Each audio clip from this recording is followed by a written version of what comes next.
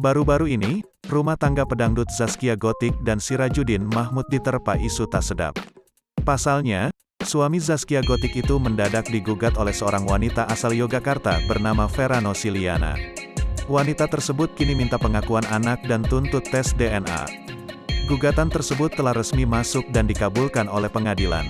Vera Nosiliana menggugat Sirajuddin Mahmud lantaran dianggap tak bertanggung jawab.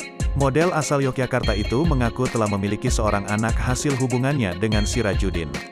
Sehingga, ia saat ini berjuang demi memperoleh pengakuan anak dari suami pemilik Goyang Itik tersebut.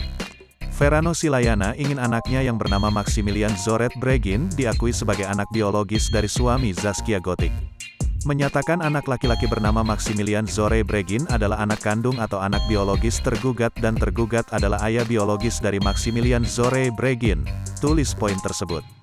Kemudian, Vera Nosiliana dalam gugatannya juga meminta Sirajuddin Mahmud bersedia melakukan tes DNA. Hal itu semata-mata dilakukan untuk membuktikan kebenaran terkait status anaknya.